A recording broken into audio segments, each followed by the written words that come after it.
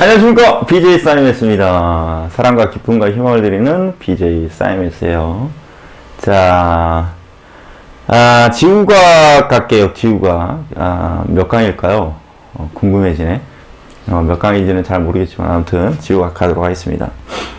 지난 시간에 이어서 지구계의 상호작용이라는 부분에 대해서 가야 되는데요. 지구계의 상호작용. 자, 그래서 지구계는 크게 이렇게 나눠졌었죠. 지구계. 자, 지구계. 지구계, 지구계. 뭐 이런 거죠. 지구계, 지구계. 지구계는, 기권. 그죠? 기권. 그 다음에 수권.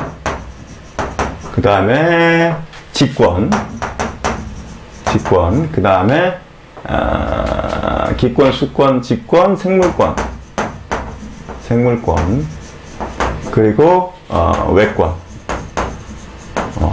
근데 지난번에도 한번 말씀드렸던 것 같은데 외권을 지구계에 포함시키지 않는 분들도 계시기 때문에 요거는 좀 잘 파악하고 가셔야 될 거고, 이거를 포함하지 않는 경우도 있으니까 잘 판단하셔야 됩니다.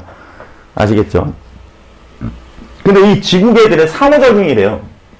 자, 다시 상호작용. 상호작용이라는 얘기는 서로 사이에 작용을 주고 안 주고의 차이죠. 그렇죠? 그러면 이렇게 가면 되겠나요? 생물권. 생물권이 중심이니까 생물권에서 수권 간의 상호작용. 그 다음에 생물권에서의 직권. 직권의 상호작용. 그 다음에 생물권과 다음에 수권. 수권의 상호작용. 이런 것들이죠. 이런 것들. 이런 것들인데, 그렇게 어렵지는 않은데 중요합니다. 그렇게 어렵지는 않은데 중요해요. 아시겠죠? 그래서 몇 가지, 제가 참조하고 있는 교재에 몇 가지가 있습니다. 몇 가지가 있는데, 몇 가지가 있는데, 태풍부터 갈까요? 태풍? 여기 참조하는 교재에 태풍이 있으니까, 태풍 하나 해보겠습니다. 태풍. 태풍이라는 거는 대기의 바람이 파도를 일으킨다? 간단하게 좀 정리하면 이런 거겠죠? 그럼 바람은 기권이죠? 파도는 수권이죠? 그러면 기권과 수권 사이의 관계네요. 그렇죠? 일단은 기권과 수권 사이의 관계. 오케이? 자, 그러면 이제 기권과 수권 사이의 상호작용 만 해석을 할 수는 없겠죠. 그렇죠?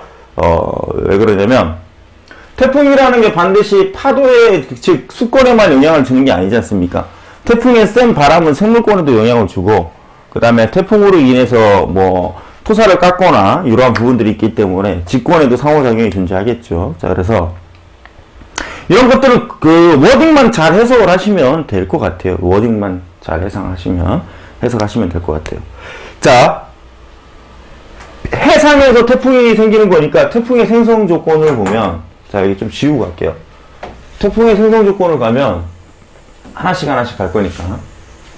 자, 잠깐만요. 부분 녹화를 안 했어요. 죄송합니다. 부분 녹화. 자, 이러한 것들을 상호작용이라고 부르는데, 부분 녹화 하나 하고 갈게요. 아시겠죠? 죄송합니다. 부분 녹화 하나 하고 갈게요. 죄송해요. 잠시만요.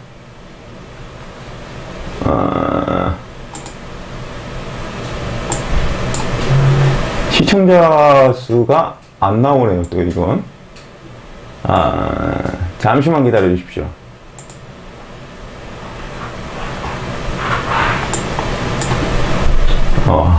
다 나가셨구나. 자, 부분 녹화. 안녕하십니까, BJ 사이먼스입니다. 사랑과 기쁨과 희망을 드리는 BJ 사이먼스.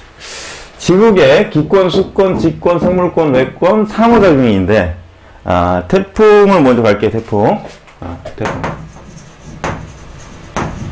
근데 여기는 제가 보기에는 태풍보다는 차라리 이걸 이렇게 해석하지 마시고요. 이렇게 해석하지 마시고 제가 참조하고 있는 교재에 있는 내용을 가지고 해석을 하는 게 나을 것 같아요. 그래서, 일단은, 뭐, 어떻게 할 거냐면, 표충해류, 그 다음에 뭐, 강수, 엘니뇨, 그 다음에 뭐, 기체 용해. 자, 볼게요. 표충해수, 그 다음에 강수, 그 다음에 엘니뇨, 그 다음에 용해, 이런 것들. 자, 표충해수라는 얘기는 캐스의 흐름은 기권이 수권에게 영향을 주는 거죠. 자, 얘네들은 기권이 수권에 영향을 주는 거예요. 자, 기권이 수권에게 영향을 주는 거다. 자, 이제 해석해 볼게요. 표충해수라는 얘기는 바닷물의 흐름인데 바닷물의 흐름은 바람에 의해서 결정되는 거 아닙니까? 그러면 바람이 바다, 해수의 흐름을 제어하는 거니까 기권이 수권으로 가는 거고. 강수라는 얘기는 상호작용이니까 기권에서 수권, 수권에서 기권 이렇게 가면 되겠죠? 기수, 수기. 오케이. 강수라는 얘기는 구름이 비를 내리는 거니까 바다에서 증발한 수증기가, 자, 이건 말로 해석합시다, 그냥. 바다에서 증발한 수증기가 구름을 만들 거고, 그 구름이 비가 돼서 떨어지는 거죠. 그러니까 바다에서 만들어진 수증기, 그러면 바다라는 수권에서 수증기라는 기권으로 간다라는 얘기죠. 그럼 서로 상호작용. 엘니뇨라는 얘기는 나중에 배우시겠지만, 그 해수의 표면 온도 상승으로 인한 기상의 이변이에요. 그럼 기상이라는 건 기권의 상태를 얘기하는 거죠. 오케이? 기권의 상태를 얘기하는 거고, 엘니뇨라는 건 분명히 말씀드렸던 것처럼 수온의 상승으로 인해서 나타나는 것들. 오케이? 그러면 뭐예요? 수권의 수온의 상승, 그 다음에 기상의 이변. 그러면 기권과 수권 사이의 관계. 용해라는 건 파도가 기권 속에 있는 이산화탄소를 용해시킨다고 그랬잖아요. 그렇죠? 그럼 기권이 수권. 오케이, 좋아요. 그 다음에 풍화, 침식, 운반, 퇴적. 풍화, 침식, 그 다음에 운반, 퇴적. 풍화, 침식, 운반, 퇴적. 자, 풍화, 침식, 운반, 퇴적은 기권이 역시 직권에게 영향을 주는 거예요. 직권. 풍화라는 얘기는 물과 공기. 자, 그러니까 풍화라는 얘기는 실질적으로 보면 풍화라는 건 일반적으로 놓고 따졌을 때, 오케이? 풍화라는 건 일반적으로 놓고 따졌을 때 수권에 의한 풍화도 있고 기권에 의한 풍화도 있어요. 그런데 여기에서 말하는 풍화는 기권이 직권에게 주는 풍화를 얘기하는 겁니다. 아시겠죠? 풍화 깎고 나서 침식, 바람에 의한 침식, 바람에 의한 운반, 바람에 의한 퇴적. 그래서 기권이 직권. 이렇게 해석하시면 되고요. 그 다음에 자, 종자와 포자의 이동. 그 다음에 호흡.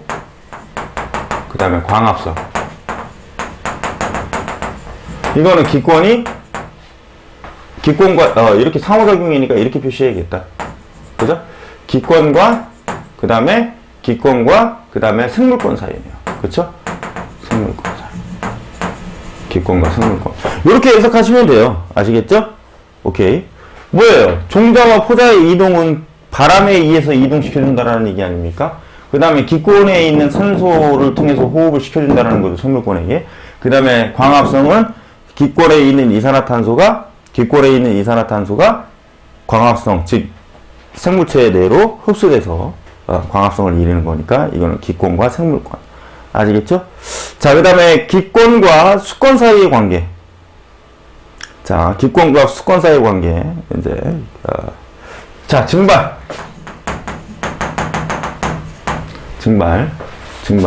그 다음에 뭐 태풍, CO2 방출.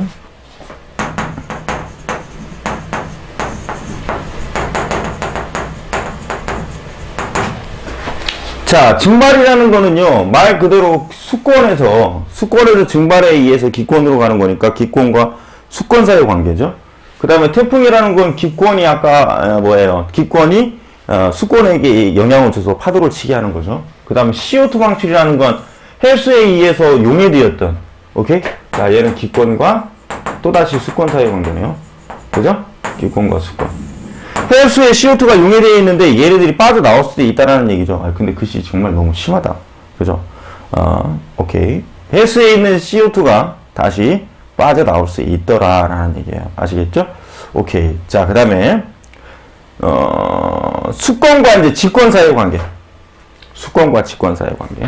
그래서 수권과 직권 사이의 관계는 거기 뭐라고 나와 있느냐? 석회암, 석회동굴, 침식, 석회암, 석회동굴, 그 다음에 침식. 자, 이거는 수권과 직권 사이의 관계. 자, 보세요. 침식 또 나오잖아요, 여기에서. 그쵸? 그쵸? 그쵸? 기권과 직권 사이에 침식도 있고, 수권과 직권 사이에 침식도 있다라는 겁니다. 아시겠죠? 그래서 석회암이라는 건 지하수가 땅 석회암지대를 녹여서 가는 거니까 수권과 직권 사이의 관계. 석회동굴도 마찬가지죠? 수권과 직권 사이의 관계. 침식이라는 건 흐르는 물에 의한 침식. 그럼 수권과 직권 사이의 관계. 아시겠죠? 오케이. 수권과 직권 사이의 관계. 자, 그 다음에 수권과 서식처 제공.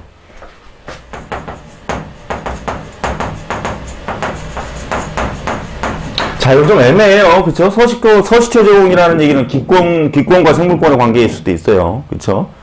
그 다음에 양분 공급. 양분 공급. 자, 애매하죠? 그죠? 양분 공급. 자, 그럼 이거는, 자, 서식처 제공하고, 그 다음 물과 염류 공급. 물과 염류 공급. 물과 염류. 자, 그럼 이거는 수권과 생물권 사이의 관계. 한 글자씩만 줄입시다. 자, 서식처 제공. 자, 바닷물고기의 수권이 생물권, 물고기에게 살 장소를 제공하는 거죠. 그럼 수권과 생물권. 물과 염류가 생물권에, 즉 물고기들에게 그 영양분을 제공하는 거니까 얘도 수권과 생물권의 관계. 아시겠죠?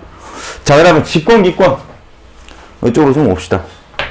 여기는 여러분들이 좀 해석을 잘 하시면 돼요. 직권, 기권엔 뭐가 있냐? 화산폭발, 화석연료의 연소. 화산폭발,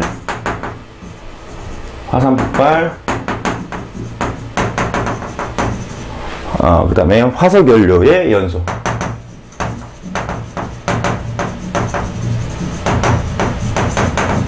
요거는 직권, 기권 사이의 관계. 직권과 기권 사이의 관계. 오케이? 자, 화산폭발이라는 얘기는 직권에서부터 폭발해서 기권에 영향을 주는 거죠. 대기에. 먼지를 뿌리는 거니까. 근데 화석연료라는 얘기는 직권이고, 연소를 하면 기권으로 이산화탄소가 많이 나오겠죠. 그러니까 직권과 기권 사이의 관계. 오케이. 자, 그 다음에 직권, 수권요. 지진의 일.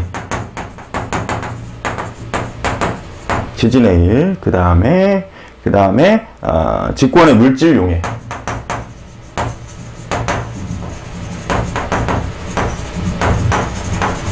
자, 지진해라고 직권의 물질용해라는 건, 자, 해일이라는 건 바닷물이잖아요?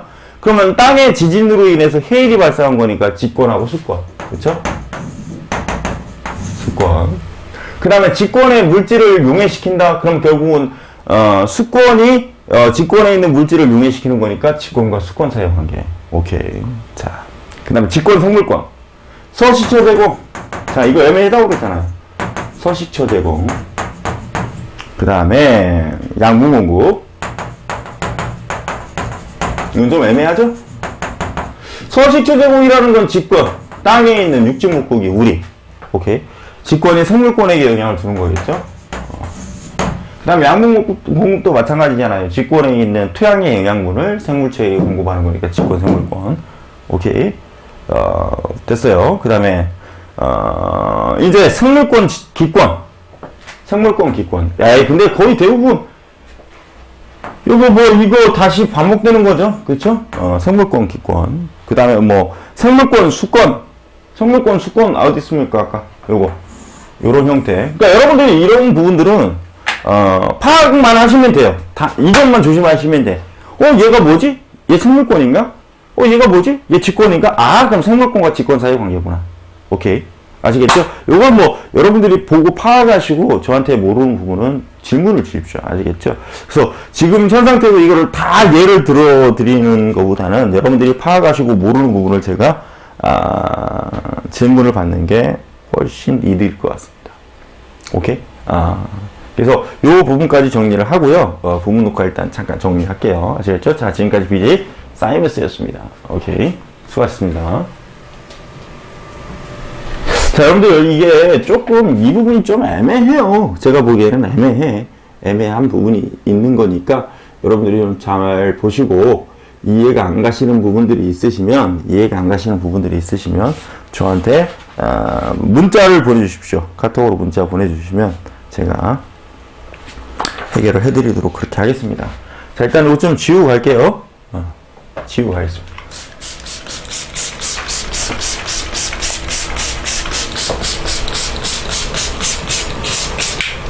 지우고 갈게요. 또 다리가 아프기 시작해요. 또 다리가 아프기 시작해.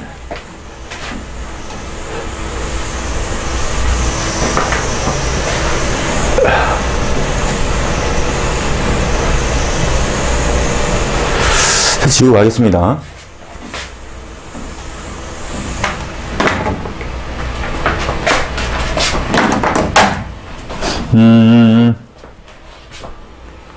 지우가기 앞부분은 좀 난해한 부분들이 좀 있어요. 그래서 이 부분들을 참 과학적 원리로 딱히 해석해 드리기도 좀 그렇고 그런 좀 애매모호한 부분들이 있어서 이 부분은 제가 일단은 최선을 다해서 가도록 할게요. 아시겠죠? 이제 지하자원을 좀 설명하겠습니다. 지하자원을 설명할게요. 네, 지하자원. 오케이? 자, 부분 녹화 하고 가겠습니다. 카메라 좀 옮기고요.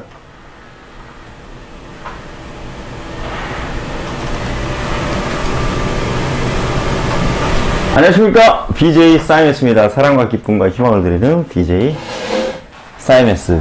자, 지하자원에 대해서 좀 가도록 할게요. 지하자원. 지하자원 요 부분하고,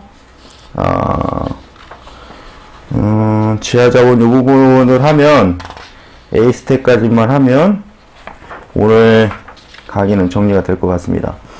자, 지하자원이라는 걸 여러분들 참조교재 보시면 될 겁니다. 자원이라는 건 생물체의 매우 유용한 물질들, 이런 것들을 우리는 뭐라고 불러요? 자원이라고 부르죠. 그래서 에너지로 쓸 수 있는 거, 또는 어떠한 특정한 재료 물질로 쓸 수 있는 거, 이런 것들을 우리는 지하자원이라고 합니다. 근데 지하자원이라는 거는 결국 뭐예요? 지하 속에 숨어있는 자원들이기 때문에 지화자가 아니라 지하자원이라고 부를 겁니다. 그렇죠? 그래서 크게 지하자원은, 자, 부분 놓고 하나만 뜨고 갈게요. 지하자원의 부분. 안녕하십니까? BJ 사이머스입니다. 자, 사랑과 기쁨과 희망을 드리는 BJ 사이머스. 자, 지하자원의 분류, 지하자원의 종류, 갈게요. 지하자원의 종류. 칠판을 좀 넓게 씁시다. 여기까지 갈 거예요. 그쵸? 자, 지하자원의 종류. 지하자원의 종류는 크게 두 가지로 나눠집니다. 에너지 자원이라는 거하고요. 광물자원. 최대한 글씨 예쁘게 쓸게요.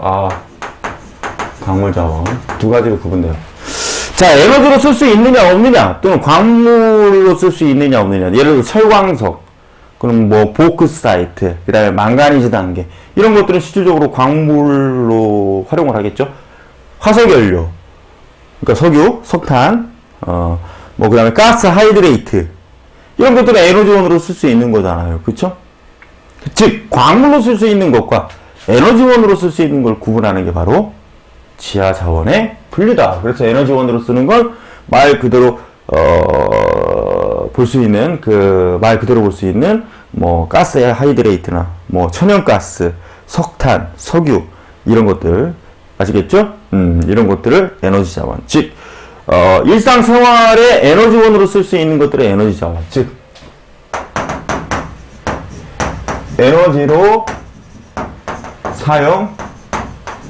가능한 것들. 오케이. 그래서 대표적인 예로 뭐가 있다고요? 대표적인 예로 화석연료 속에는 천연가스, 그 다음에 뭐 LPG 가스, 오케이? LPG 가스, 천연가스, 그 다음에 석탄, 석유, 오케이? 오케이? 그 다음에 가스 하이드레이트,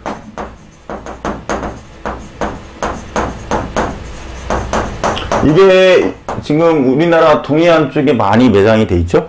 동해안 쪽에 많이 매장이 돼 있기 때문에 요것이 경제성으로 각광을 받고 있는 조건입니다. 지금도 계속 개발 중이에요.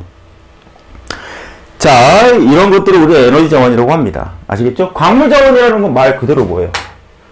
그 원재료 물질로 쓸 수 있다는 얘기죠. 어떤 그 특정한 제품을 생산하기 위한, 제품 생산을 위한 원재료 물질을 포함하고 있는 자원들. 그래서 뭐 대표적인 예가 뭐가 있을까요? 철광석, 그다음에 뭐 보크사이트, 또 뭐가 있을까요? 망가니즈 단계,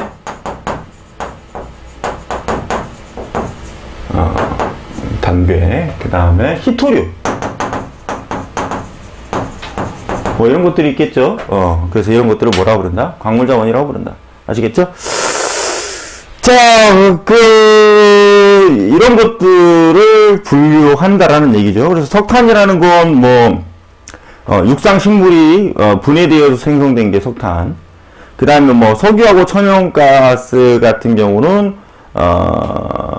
캐양 생물들이, 오케이, 즉 예를 들어서 광합성 생물이나 또는 뭐 플랑크톤, 박테리아, 얘네들이 수십 년 동안, 오케이, 수만 년 동안 분해되어서 만들어지는 게 석유와 천연가스. 석유가 만들어질 때 천연가스가 발생합니다. 아시겠죠? 그리고 가스 하이드레이트, 아주 심해. 동해바다가 아주 심해잖아요. 그래서 고온과 고압 조건에서, 오케이, 탄소 성분의 기체, 즉 메테인 같은 탄화수소 기체들이 고체 상태로, 분자와 결합해서 고체 상태로 존재하고 있는, 아시겠죠? 물질들을 가스 하이드레이트라고 합니다. 그래서 심해에 존재하기 때문에 가스 하이드레이트는 실질적으로 채취하는 게 상당히 어려움이 좀 많죠. 그래서 지금도 자원을 개발하고 있는 중이고요. 그 다음에 석탄이나 석유 같은 경우는 직접적으로 우리가 취득을 해내는 겁니다. 아시겠죠? 오케이? 그 정도만 알고 가시면 돼요. 뭐, 가스 하이드레이트가 메테인, 프로페인, 이산화탄소들이 물 분자에 의해서 전기적 인력에 의해서 가둬져 있다, 뭐, 이런 것들은, 뭐, 이런 것이 있구나라는 정도만 알고 가시면 되고요. 아시겠죠? 그 다음에 금속 광물 자원은요, 광물 자원은 금속 광물 자원하고 비금속 광물 자원으로 다시 나누어지죠. 다시. 광물 자원은, 금속 광물 자원하고, 비금속 광물 자원으로 나눠집니다. 그럼 말 그대로 이거는 금속을 포함하겠죠? 금속 원소를 포함하면 되겠구나. 얘는 비금속 원소를 포함하겠네요. 그쵸?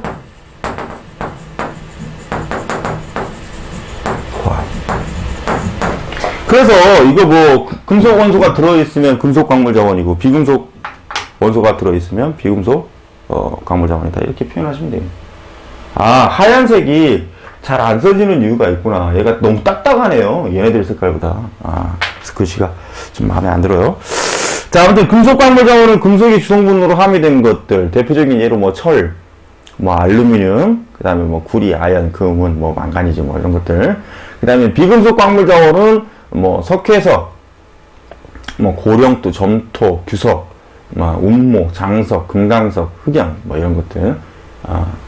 비금속 광물이죠. 자, 금속 광물은 뭐 금속이 되어 있기 때문에 금속이 들어있기 때문에 금속의 성질이 나타나겠죠. 그래서 금속의 고유 성질인 금속의 광택도 가질 수 있고, 그 다음에 전류도 흐르겠죠.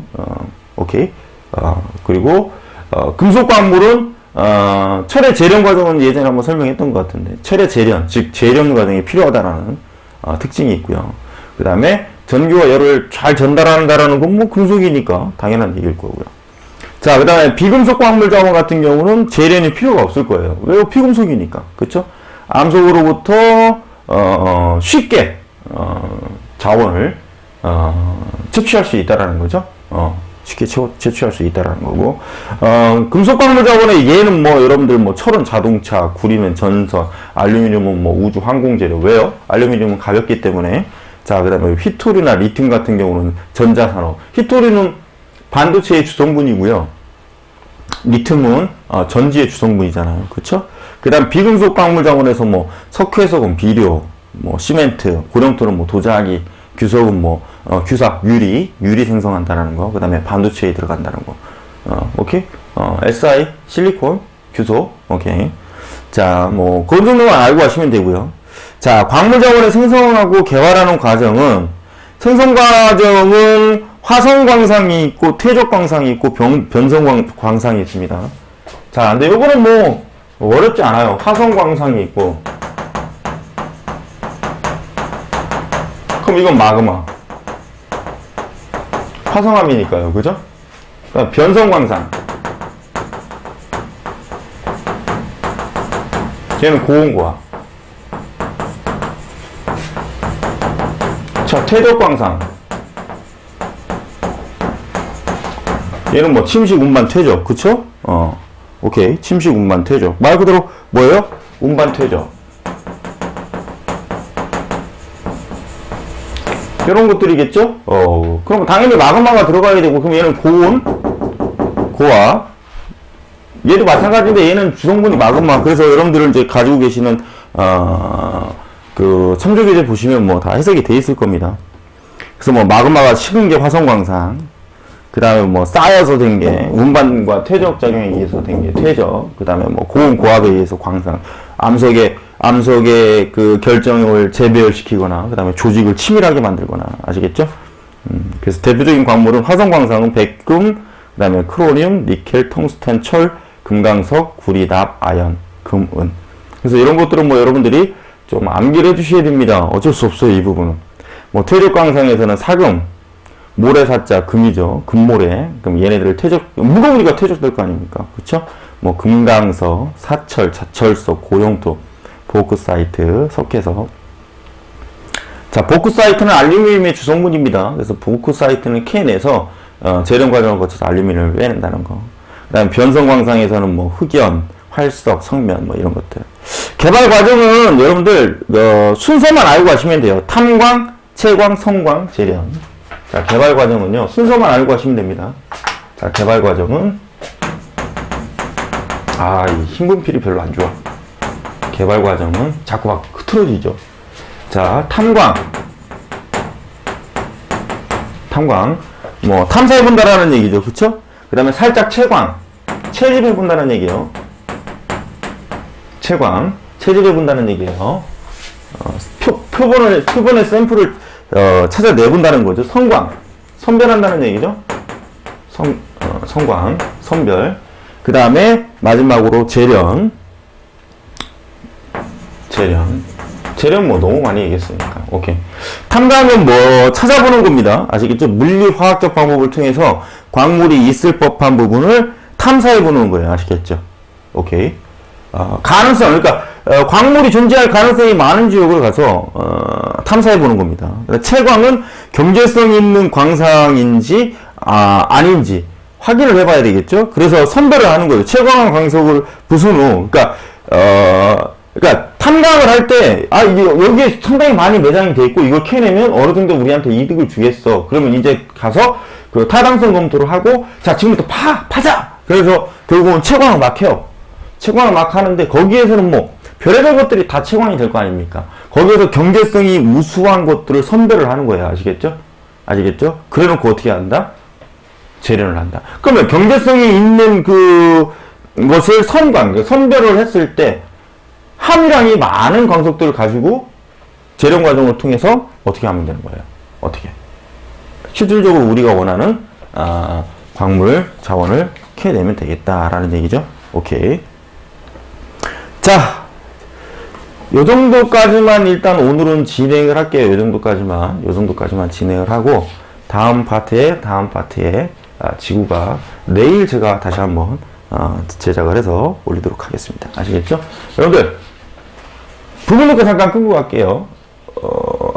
부분 녹화를 오마이갓 안 했군요. 부분 녹화 안 했어요. 잘 됐어요. 뭐 부분 녹화 안 해도 될 때 상관없어요. 자, 오늘 아무튼 여러분들 고생들 하셨고요.